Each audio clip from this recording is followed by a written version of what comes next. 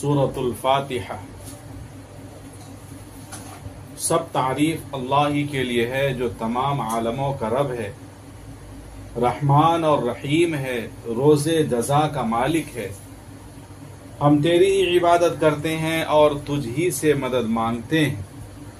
ہم کو سیدھا راستہ دکھا، ان لوگوں کا راستہ جن پر تو نے انعام و اکرام کیا۔ ان لوگوں کے راستے پر مت چلا جن پر تیرا غضب ہوا اور جو گمراہ ہو گئے۔ آمین۔ سورۃ البقرہ۔ سورۃ البقرہ قرآن کریم کی دوسری اور سب سے بڑی سورت ہے۔ یہ سورت 286 آیات اور 40 رکوع پر مشتمل ہے۔ شروع کے 16 رکوع پہلے پارے میں، دوسرے 16 رکوع دوسرے پارے میں، اور آخر کے 8 رکوع تیسرے پارے میں ہیں۔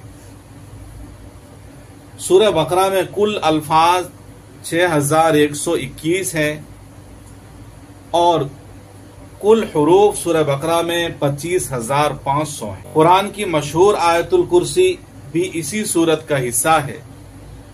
اس سورت میں بہت سے اسلامی قوانین وضع کیے گئے ہیں۔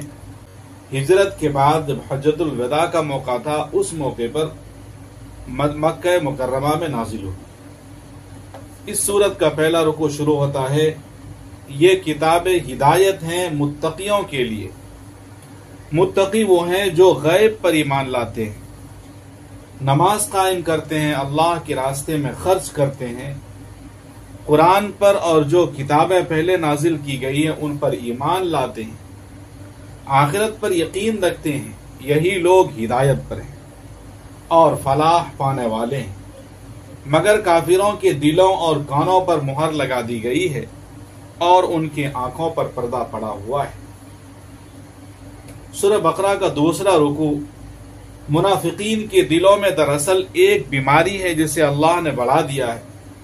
ان کا رویہ یہ ہے کہ جب ان سے کہا جاتا ہے کہ زمین میں فساد برپا نہ کرو تو کہتے ہیں کہ ہم تو اصلاح کرنے والے ہیں۔ جب ان سے کہا جائے کہ ایمان لاؤ جس طرح دوسرے لوگ ایمان لائے ہیں تو کہتے ہیں کیا ہم بے وقوفوں کی طرح ایمان لائیں؟ ایمان والوں سے ملتے ہیں تو کہتے ہیں کہ ہم ایمان لائے ہیں، لیکن اپنے ساتھیوں سے ملتے ہیں تو کہتے ہیں دراصل ہم تمہارے ساتھ ہیں، ان سے تو صرف مذاق کر رہے ہیں۔ ان کی مثال ایسی ہے کہ ایک شخص نے آگ روشن کی، سارا ماحول روشن ہو گیا تو اللہ نے نور بصارت ان سے چھین لی۔ سورہ بقرہ کا تیسرا رکوع انسانوں سے ایک چیلنج کیا گیا، اگر تمہیں اس کتاب میں شک ہے تو اس کی مانند ایک ہی سورہ بنا لاؤ، اپنے تمام ہم نواؤں کو بلاؤ، ایک اللہ کو چھوڑ کر باقی جس کی چاہو مدد لو اگر تم سچے ہو۔ اگر تم نے ایسا نہ کیا اور ہرگز نہیں کر سکتے تو ڈرو اس آگ سے جس کا ایندھن بنیں گے انسان اور پتھر۔ اللہ مچھر یا اس سے بھی حقیر چیز کی مثال دینے سے نہیں شرماتا۔ ان مثالوں سے حق بات قبول کرنے والوں پر حق واضح ہو جاتا ہے اور فاسق لوگ گمراہ ہوتے ہیں۔ فاسق وہ ہے جو اللہ کے عہد کو پورا باندھنے کے بعد توڑ دیتے ہیں۔ اللہ جسے جوڑنے کا حکم دیتا ہے اسے کاٹتے ہیں اور زمین میں فساد برپا کرتے ہیں۔ سورہ بقرہ کا چوتھا رکوع شروع ہوتا ہے جب اللہ سبحانہ و تعالی نے فرشتوں سے کہا کہ میں زمین میں ایک خلیفہ بنانے والا ہوں، تو فرشتوں نے اندیشوں کا اظہار کیا۔ تب اللہ نے آدم کو ساری چیزوں کے نام سکھائے اور آدم نے فرشتوں کے سامنے سب کے نام بتا دیے۔ پھر اللہ نے تمام فرشتوں کو حکم دیا کہ آدم کے سامنے جھک جاؤ، سب جھک گئے مگر ابلیس نے انکار کیا۔ اس کے بعد آدم اور حوا کو جنت میں رکھا گیا اور کہا گیا کہ اس درخت کے قریب نہ جانا، مگر شیطان نے انہیں اس درخت کی ترغیب دی اور اللہ کے حکم کی پیروی سے ہٹا دیا۔ تو اللہ نے آدم اور اس کی بیوی کو زمین پر اتار دیا۔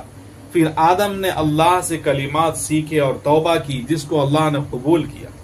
اس وقت اللہ نے کہا میری طرف سے جو بھی ہدایت تمہارے پاس آئے گی اس کی جو پیروی کرے گا اسے کوئی خوف و رنج نہ ہوگا، اور جو جھٹلائے گا وہ آگ میں جائے گا۔